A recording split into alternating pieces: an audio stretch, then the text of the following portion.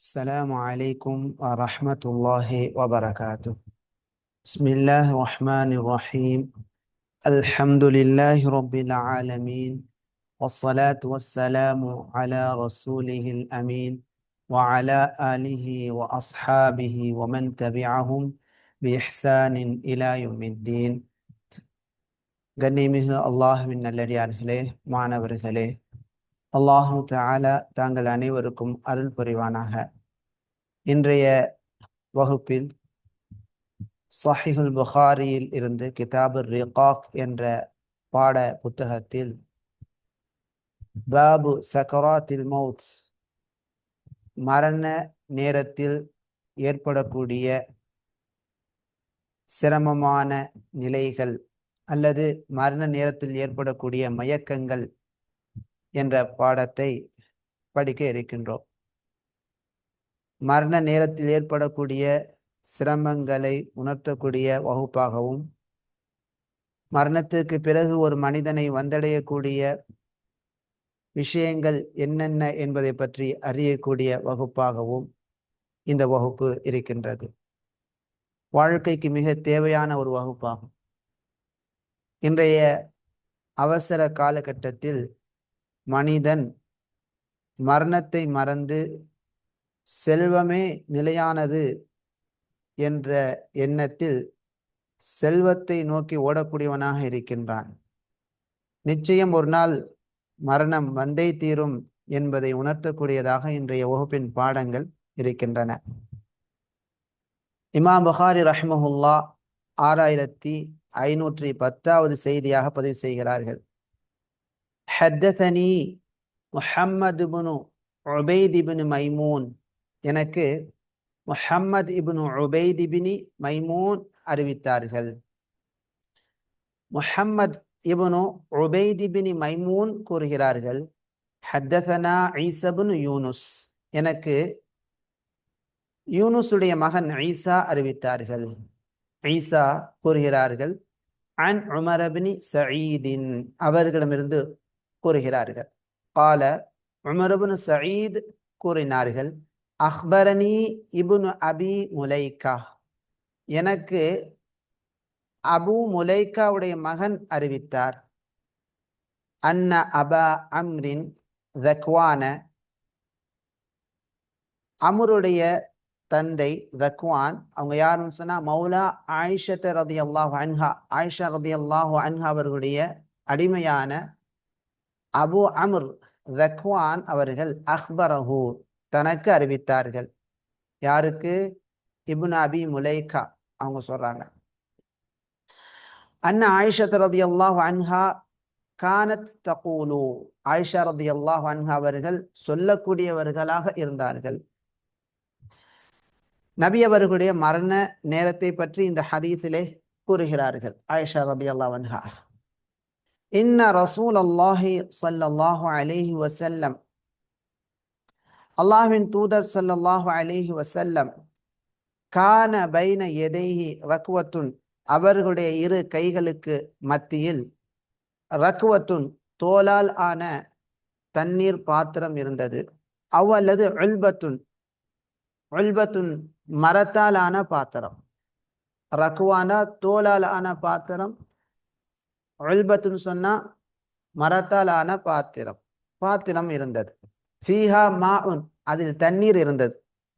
நபி அவர்களுடைய கையில் இருந்தது ரக்வாவா உல்பாவா என்ற சந்தேகம் அறிவிப்பாளர்களின் வரிசையில் இடம்பெறக்கூடிய உமர் இப்னு சயீத் ரஹ்மஹுல்லாஹ் அவங்களுக்கு இந்த சந்தேகம் ஏற்பட்டிருக்குது.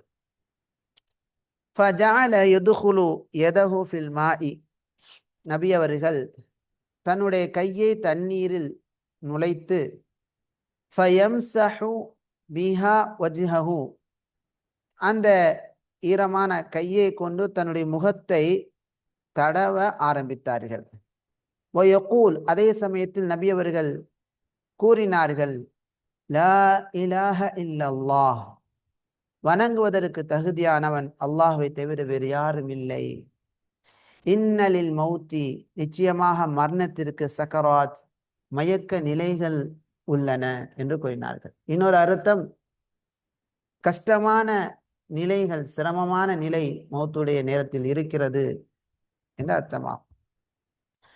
நபி அவர்கள் இவ்வாறு சொன்ன பிறகு சும்மா நஸப யதஹு, தன்னுடைய கையை உயர்த்தினார்கள்.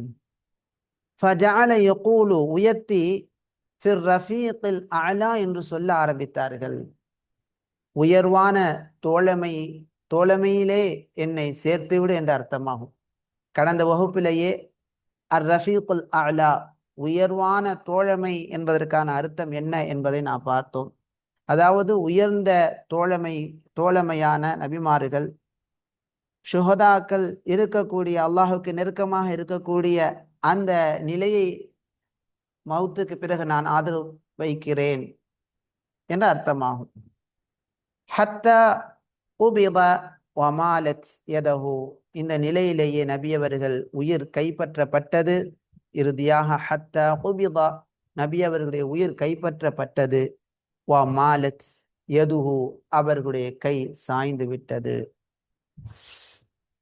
கால அபு அப்துல்லா, அபு அப்துல்லான்னு சொன்னா இமாம் முஹம்மத் இப்னு இஸ்மாயில் அல் புகாரி ரஹிமுல்லா அவர்கள் இந்த ஹதீஸில் இடம்பெறக்கூடிய உல்பா மற்றும் ரக்வா என்ற இரண்டு வார்த்தைகளுக்கான அர்த்தத்தை கூறுகிறார்கள். அல் உல்பத்து என்பது மினல் ஹஷப், மரத்தாலான பாத்திரம்.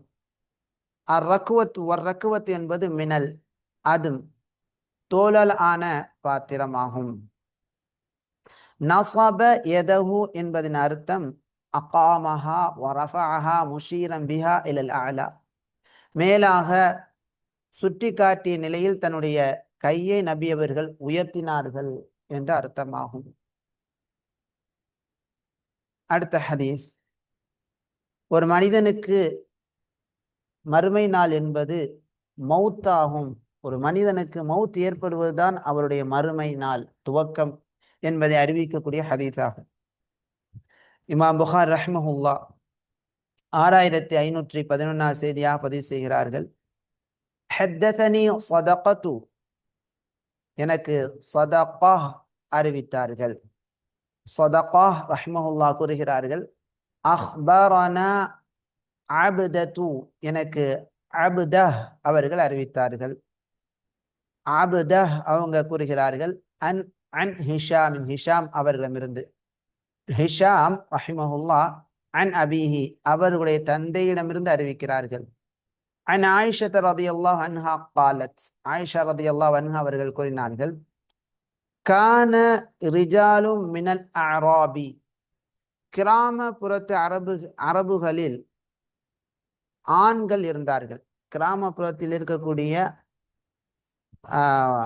கிராமப்புற மக்களில் உள்ள ஆண்கள் ஜுஃபாத்தன், ஜுஃபாத்தன் ஒரு கடினமான சுபாவம் கொண்டவர்களாக, கடினமான சுபாவம் கொண்டவர்களாக இருந்தார்கள்.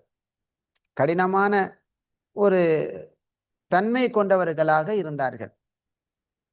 யஅதூன நபிய ஸல்லல்லாஹு அலைஹி வஸல்லம், நபி ஸல்லல்லாஹு அலைஹி வஸல்லம் அவர்களிடத்தில் அவர்கள் வருவார்கள். வந்து ஃபயஸ்அலூனஹு மத்தா அஸ்ஸாஅ, மறுமை நாள் எப்போது நடைபெறும் என்று நபி அவர்களிடத்திலே கேட்பார்கள். அப்போது நபி அவர்கள் ஃபகான யன்துரு இலா அஸ்கரிஹிம், அவர்களில் இருக்கக்கூடிய சிறுவரை பார்த்து ஃபயகூல், இவ்வாறு கூறினார்கள், இன் யஇஷ் ஹாதா, இந்த சிறுவர் உயிரோடு வாழ்ந்தால், லா யுத்ரிகுல் ஹரமு, அவருக்கு வயோதிகம் வராது, ஹத்தா தகூம அலைக்கும் சாஅத்துக்கும், உங்களுடைய சாஅ அதாவது மரணம் உங்களுக்கு ஏற்பட்டே தவிர. அப்ப சிறுவருக்கு வயோதிகம் வரும்போது பெரியவர்களாக இருக்கக்கூடிய உங்களுக்கு என்ன ஏற்பட்டுவிடும்? மரணம் ஏற்பட்டுவிடும். அதுதான் உங்களுக்கான மறுமை நாள் என்று நபி அவர்கள் இந்த செய்தியின் மூலமாக கேள்வி கேட்ட அந்த கிராமப்புறத்து ஆண்களுக்கு பதில் கொடுக்கிறார்கள். ஹிஷாம் ரஹிமஹுல்லா, அறிவிப்பாளர்களில் இடம்பெறக்கூடிய ஹிஷாம் ரஹிமஹுல்லா இந்த சாஅத்துக்கும் என்பதற்கான விளக்கமாக, அதனுடைய அர்த்தமாக மௌத்தகும், அவருடைய மரணம் என்ற ஒரு விளக்கத்தை கொடுக்கிறார்கள். இதில் வரக்கூடிய இந்த சில வார்த்தைகளின் விளக்கம், ஜுஃபாத்துன் அப்படின்னு சொன்னா கலீதுன ஃபி தபஇஹிம், அவர்களுடைய இயல்பான பண்பில் கடினமாக நடந்து கொள்ளக்கூடியவர்கள். காரணம் லிகில்லத்தி முஹாலகத்தின் நாஸ், மக்களுடன் கலந்து இருப்பது குறைவாக இருக்கின்ற காரணத்தினால். கிராமப்புறத்தில் இருக்கிறவங்க அதிகமான மக்களுடன் தொடர்பு இருக்காது, தனியாக இருக்கின்ற காரணத்தினால் அவர்களிடத்துல கடினமான நிலை காணப்பட்டது. லா யுதுரிக்குல் ஹரமு, லா யுதுரிக்குல் ஹரமு என்பதின் அர்த்தம் என்னன்னு சொன்னா லா யபுலுகு ஃபி ஹயாத்திஹில் ஹரம், அவருடைய வாழ்க்கையில் முதுமை அடைந்திருக்காது. வஹுவ, முதுமை என்பது அஷ்ஷுயூஹது, அஷ்ஷைஹூஹது, அஷ்ஷைஹூஹது வ நிஹாயத்துல் உமர், ஒரு மனிதனுடைய வயதினுடைய கடைசி நிலை. அஷ்ஷைஹூஹது, வயோதிக நிலை, அதான் ஹரம் என்று சொல்லப்படும். அப்போ அந்த சிறுவருக்கு வயோதிக நிலை வரும்போது உங்களுக்கு மௌத்து வந்துவிடும். அந்த மௌத்து தான் சாஆதா, மறுமை நாளினுடைய துவக்கமாகும். மௌத்தஹும் என்று இமாம் ஹிஷாம் ரஹிமஹுல்லா விளக்கம் சொல்வது எதன்னு சொன்னா, மௌத் என்பது சாஅத்தஹும், அவர்களுடைய அந்த மறுமை நாளை விளக்கமாக கூறுகிறார்கள், மறுமை நாளுக்கான விளக்கமாக கூறுகிறார்கள். அதாவது அவருடைய காலம், ஆயுள் காலம், அவர்களுடைய ஆயுள் காலம் முடிவடைவதாகும். லியன்ன மன் மாத ஃபகத் காமத் கியாமத்துஹு, யார் மரணித்து விட்டாரோ அவருடைய மறுமை நாள் துவங்கி விட்டது, ஏற்பட்டு விட்டது. அடுத்த ஹதீஸ் மிக முக்கியமான ஒரு ஹதீஸ். ஒரு மனிதனுக்கு ஏற்படக்கூடிய மௌத், மரணமாகிறது, நல்லவராக இருந்தால் அவருக்கு அது நிம்மதியை பெற்றுத்தரக்கூடிய நிலையாக இருக்கிறது. கெட்டவராக இருந்தால் அவருடைய மரணம் மற்றவருக்கு நிம்மதியை பெற்றுத்தரக்கூடியதாக அமைகிறது. நல்லதொரு ஒரு ஹதீஸ். இமாம் புகாரி ரஹிமஹுல்லா 6512வது செய்தியாக பதிவு செய்கிறார்கள். ஹத்தஸனா இஸ்மாஈலு قال حدثني مالك. இமாம் புகாரி ரஹிமஹுல்லா சொல்றாங்க, எனக்கு இஸ்மாயில் ரஹிமஹுல்லா அறிவித்தார்கள். அவங்களுடைய ஆசிரியர் இஸ்மாயில் ரஹிமஹுல்லா சொல்றாங்க, قال, இதெல்லாம் ஜஸ்முடைய வாக்கியங்கள். ஹத்தஸனி மாலிகுன், எனக்கு மாலிக் அறிவித்தார்கள்.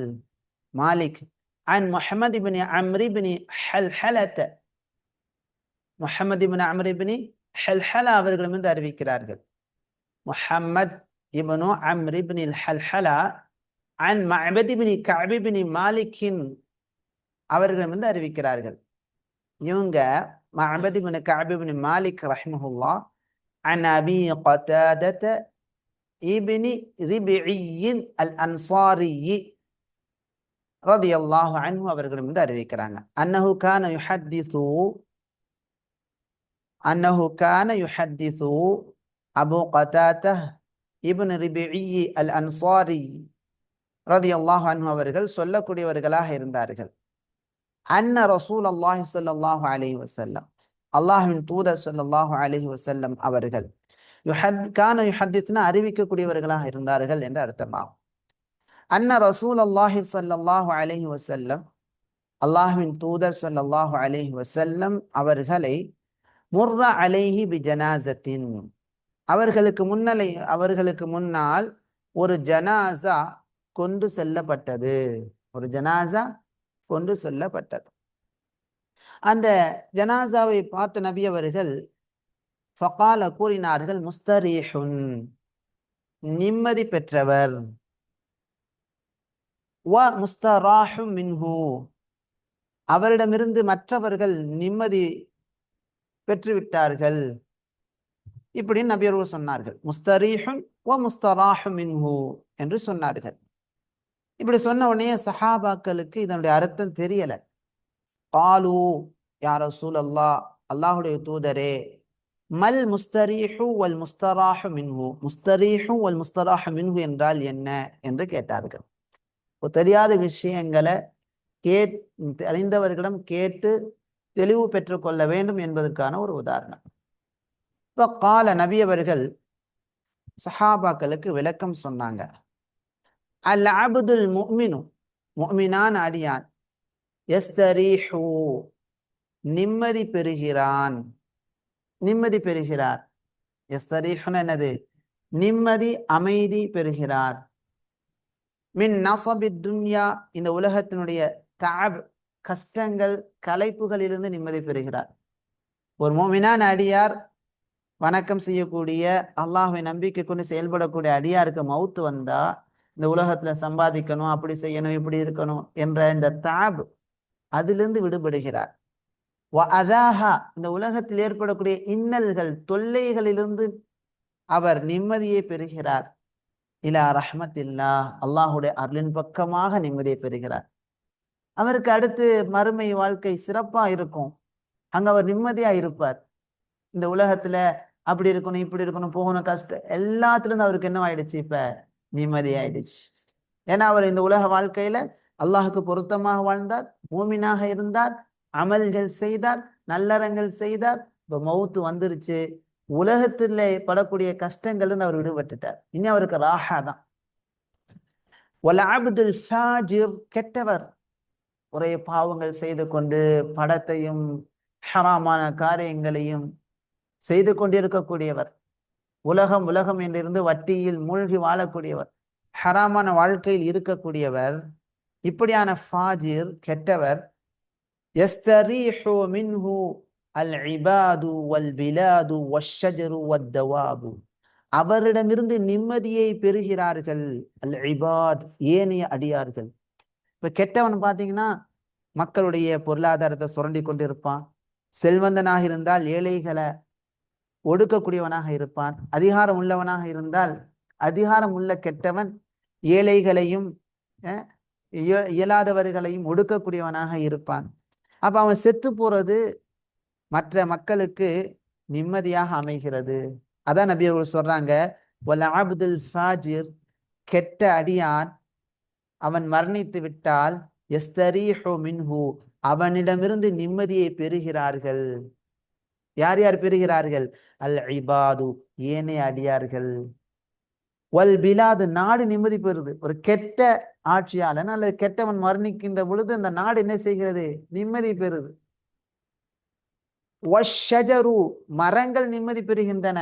இன்னைக்கு பாருங்க, மாஃபியா கும்பல்கள் மரங்களை வெட்டுறதும் நிலங்களை அபகரிக்கிறதும் என்ற நிலைகளை மேற்கொள்றாங்க. செத்து போயிட்டான்னு சொன்னா முடிஞ்சிருச்சு. அதனால அவனுடைய அந்த அபகரிக்கக்கூடிய நிலையிலிருந்து, அவனுடைய தீமையிலிருந்து, அவனுடைய தீங்கான செயலிலிருந்து நாடு, மரங்கள் கூட நிம்மதி பெறுகிறது.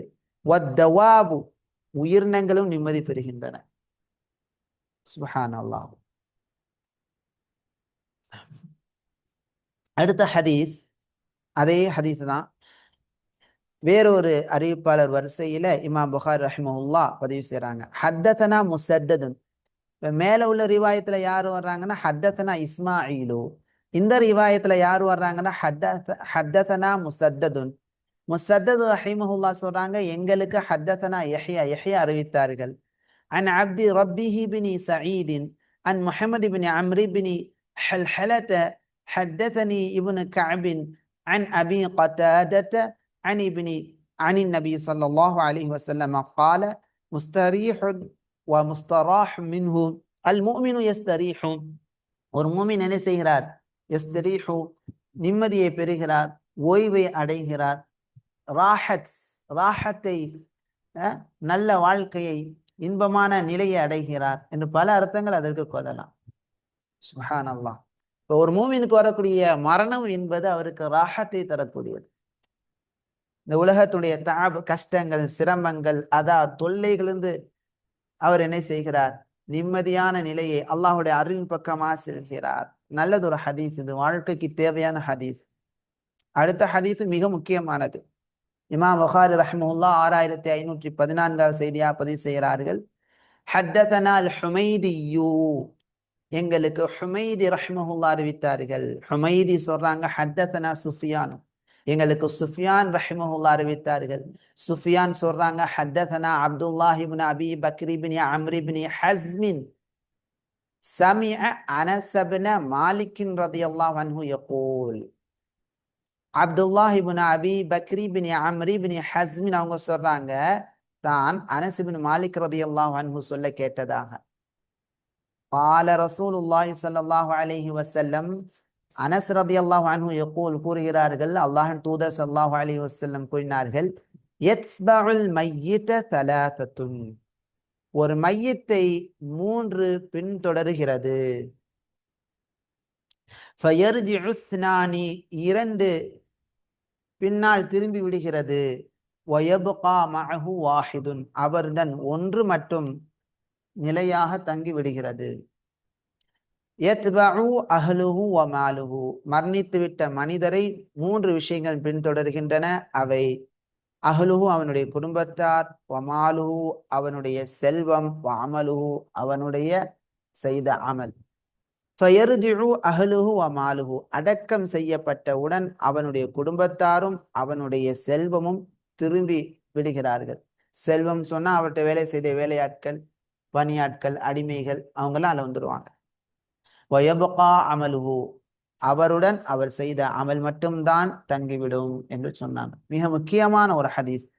இன்றைய காலகட்டத்தில் நிறைய மக்கள் பாவத்தை சம்பாதித்து கொண்டு இருக்காங்க. தன்னுடைய மனைவிக்கு தங்கத்தை நிறைய அணிய வேண்டும் என்பதற்காக பிறருடைய செல்வத்தை அபகரிக்கிறார்கள், திருடுகிறார்கள், லஞ்சம் வாங்குகிறார்கள்.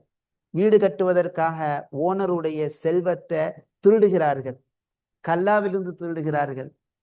அல்லது கிரெடிட்டாக வாங்கிட்டு, கடனாக வாங்கிட்டு கொடுக்காம அப்படியே வெளிநாட்டிலிருந்து ஓடி விடுகிறார்கள், உள்நாட்டுக்கு வந்துடுறாங்க. அரசாங்கத்திலிருந்து நிறைய பணங்களை எடுத்துட்டு. இப்படிலாம் வந்தவங்க திடீர்னு மௌத்து வந்துடுது. அவர் செய்த குற்ற செயலுடன் அவர் என்ன செய்கிறார்? மண்ணறைக்கு போகிறார். அவர் சம்பாதித்த திருடிய செல்வங்கள் அவருக்கு பயனளிக்கவில்லை. அவருடைய அந்த சம்பாத்தியத்தில் கட்டிய வீடும் அவருக்கு பயனளிக்காது. அவருடைய மற்றவர்கள் அனுபவிக்கலாம், அது மற்றவர்களுக்கு சொந்தமாகிவிடும். ஆனால் இவருக்கு எந்த ஒரு பயனும் இல்லை. மாறாக அவர் கூட இருக்கக்கூடிய அந்த ஏமாற்றுதல், பாவமான செயல்கள் அவருக்கு தண்டனையாக, வேதனையாக அமைந்து விடுகின்றன. நஊது பில்லாஹ், அல்லாஹ் பாதுகாப்பான. எனவே நம்முடைய அமல்களை நல்ல அமல்களாக ஆக்கி கொள்ள வேண்டும். அதுதான் நம்ம கூட வரும். நல்ல அமலாக இருந்தால் அவருடைய ஆகிரா வாழ்க்கை சிறப்பாக ஆகிவிடும். அடுத்த ஹதீஸ், மன்னரையில் நல்லவர்களுக்கு இன்பமான மனநிலை கொடுக்கப்படுது, உளவியல். தீயவர்களுக்கு மனரீதியாக நரகம் அவர்களுக்கு காட்டப்பட்டு துன்புறுத்துதல் கொடுக்கப்படுகிறது தீயவர்களுக்கு. அல்லாஹ் பாதுகாப்பான. ஒரு மனிதன் உச்சக்கட்ட சந்தோஷம் எப்ப கிடைக்கும் சொன்னா, உளரீதியாக சந்தோஷமா நிலை ஏற்படும் போது அவனுக்கு நல்ல சந்தோஷம், மகிழ்ச்சி ஏற்படும். ஒரு மனிதனுக்கு ஏற்படக்கூடிய தண்டனையிலே மிக உச்சக்கட்ட தண்டனை என்னன்னா, உளரீதியாக அவன் பாதிக்கப்படுறது. பாருங்க, 6515வது செய்தியாக இமாம் புகாரி ரஹ்மஹுல்லாஹ் பதிவு செய்கிறார்கள். ஹத்ததனா அபு நுஅமானி ஹத்ததனா ஹம்மாது பின் ஸைத் عن أيوب عن نافع عن ابن عمر رضي الله عنهما قال. உமர், அப்துல்லாஹ் இப்னு உமர் ரலியல்லாஹு அன்ஹு அவர்கள் அறிவிக்கக்கூடிய ஹதீஸ்.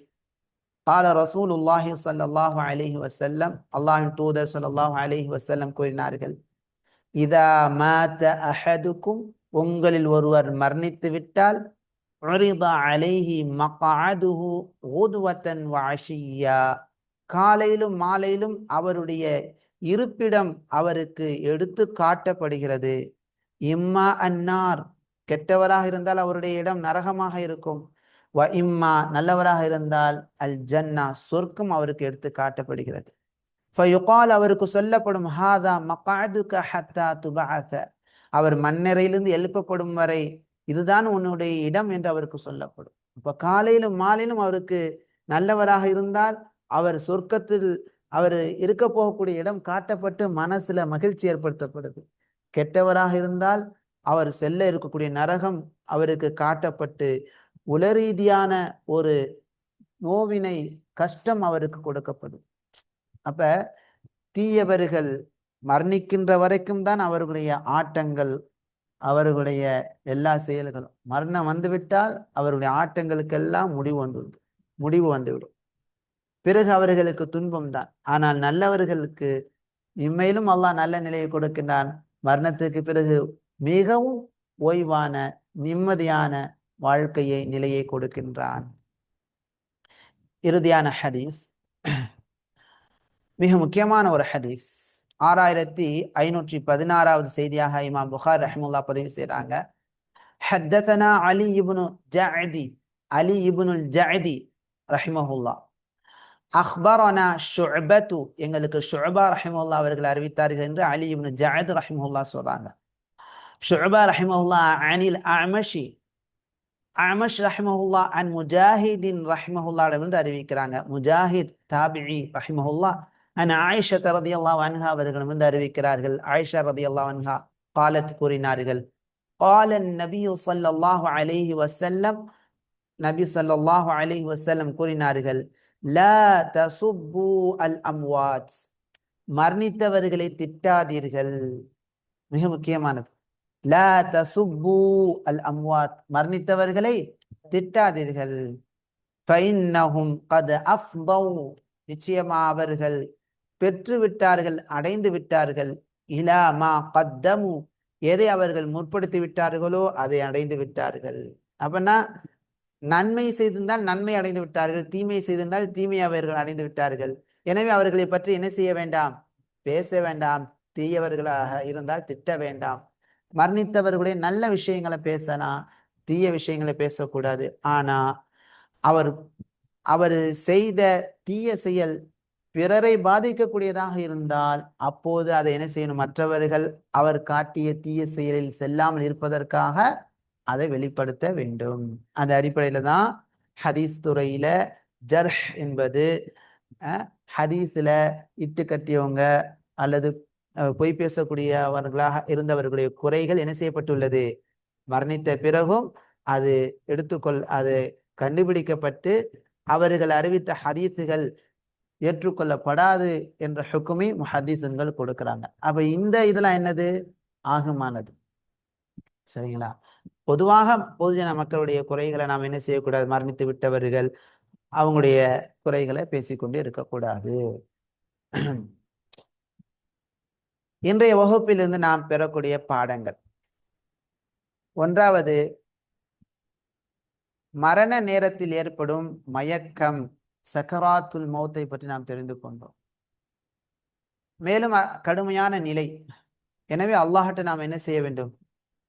மரண நேரத்தில் ஏற்படக்கூடிய அந்த சக்கராத்திலிருந்து மயக்க நிலையிலிருந்து, கடுமையான நிலையிலிருந்து அல்லாஹ்ட்ட பாதுகாப்பு தேட வேண்டும். இரண்டாவது, ஒரு மனிதனுக்கு ஏற்படும் மறுமை அவரின் மரணமாகும். மறுமையின் துவக்கம் எது? மரணம். எப்ப மரணித்து விடுகிறோமோ அவருக்கு எது தொடங்கிவிட்டது? மரணம், மறுமை தொடங்கிவிட்டது. மூன்றாவது, மரணிக்கும் மனிதன் இரண்டு வகைகளில் ஏதேனும் ஒன்றில் இருக்கின்றான்.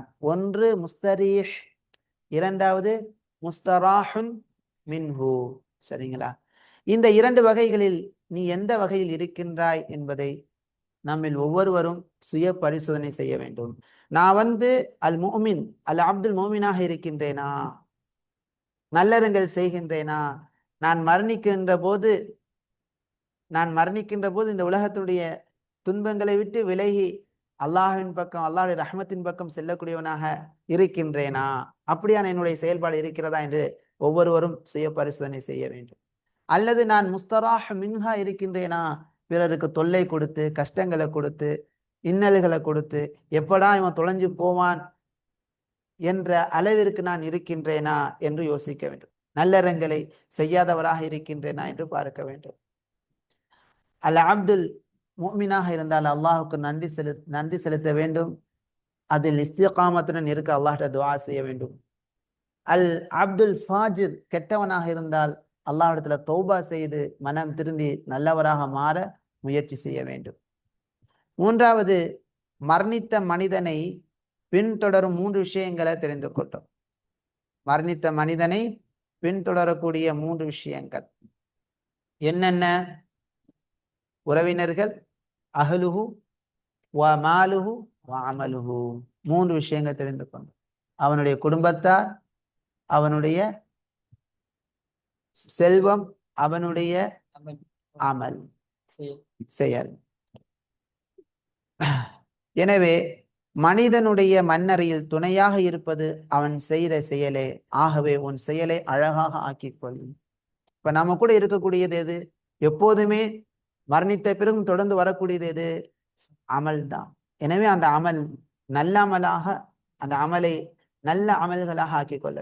நல்லறங்கள், தொழுகை, இபாதாத்துகள், குர்ஆன் ஓதுறது, திலாவாத், பெற்றோருக்கு உபகாரம் செய்யறது, பிறருக்கு நன்மை செய்யறது, பிறருக்கு தீங்கு செய்யாமல் தன்னை தடுத்து கொள்வது, புறம் பேசாமல் நாவை பாதுகாத்து கொள்வது, தீமை செய்யாமல் கண்ணை பாதுகாத்து கொள்வது, தீய எண்ணம் கொள்ளாமல் உள்ளத்தை பாதுகாத்து கொள்வது போன்ற நல்ல செயல்களோடு நாம இருப்போமையானால் மரணத்துக்கு பிறகும் அந்த நல்லறங்கள் நம்ம கூடவே இருக்கும். தீமையிலிருந்து நம்மை பாதுகாக்கக்கூடியதாக, அதாபுல் கபர் மன்னரின் வேதனையிலிருந்து பாதுகாக்கக்கூடியதாக ஆகிவிடும். எனவே நம் கூட வரக்கூடிய தோழமையாக நல்லறங்களை நாம் ஆக்கிக்கொள்ள வேண்டும். 7வது, மன்னரையில் மனிதனின் சொர்க்க அல்லது நரகத்தில் உள்ள அவனின் இருப்பிடம் காலையிலும் மாலையிலும் காட்டப்படுகிறது. அப்ப மன்னரையில் அதாபுல் கபர், ஆலமுல் பர்சக், சிறை வாழ்க்கையில் நல்லவர்கள் இன்பமாக இருக்கக்கூடிய நிலையும், தீயவர்கள் அதாப் வேதனையில் இருக்கக்கூடிய நிலையும் உண்மை என்பதை இந்த ஹதீஸ் சொல்லி காட்டுது. மன்னரையில் அதாப், நயீம் இருக்கிறது. எனவே நல்லவர்கள் இன்பமான நிலையில், உளவியல் ரீதியாக சந்தோஷமான நிலையில் இருக்கிறார்கள். தீயவர்கள் அங்கு அவர்களுக்கு அவர்களுடைய இருப்பிடமான நரகத்தில் உள்ள இடம் காட்டப்பட்டு அதன் மூலமாக அவர்களுக்கு என்ன கொடுக்கப்படுகிறது? ஒரு உளரீதியான நோவினை, வேதனை செய்யப்படுகிறது. அல்லாஹ் நஊது பில்லாஹ் நம்மை பாதுகாப்பானாக. எனவே மன்னரின் வேதனையிலிருந்து நாம் 5 நேர தொழுகையிலும் துஆ செய்ய வேண்டும். நபி அவர்கள் கற்றுக் கொடுத்தார்கள்.